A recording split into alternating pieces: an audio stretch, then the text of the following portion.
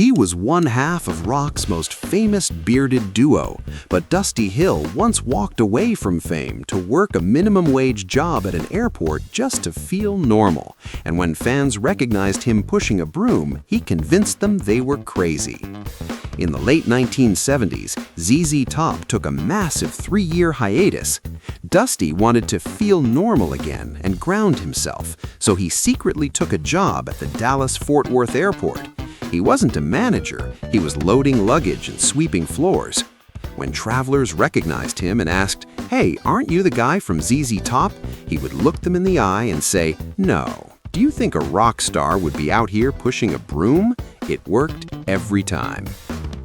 The most iconic look in rock history wasn't planned. When the band took their hiatus in 1977, they split up and traveled separately, Dusty to Mexico, Billy Gibbons to Europe. They didn't see each other for over 2 years. When they finally reunited for a jam session, they walked into the room and realized they had both grown chest-length beards completely independently. They looked at each other and decided to keep them. Ironically, the drummer, whose last name is Frank Beard, is the only one who didn't grow one. In 1984, Dusty had a near-fatal accident involving a firearm.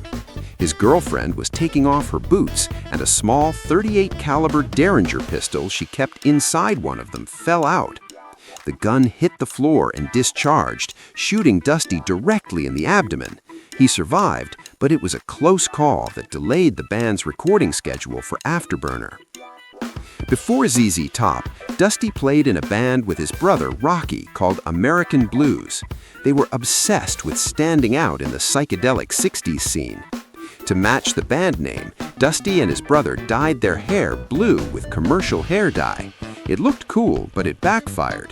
The dye damaged their hair, and they couldn't afford to bleach it out, so they had to walk around with blue hair even when they weren't on stage. Dusty Hill and the rest of ZZ Top appear in the movie Back to the Future Part 3, 1990. They play the acoustic folk band performing at the town festival in 1885 Hill Valley. Dusty is the one spinning the double bass. They also wrote the song Double Back for the movie's soundtrack. While Billy Gibbons sang most of the songs, Dusty Hill's vocal contributions were crucial.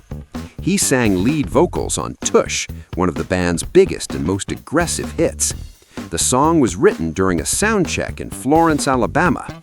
Billy played a riff, and Dusty just started screaming the lyrics into the mic. They wrote the entire song in about 10 minutes.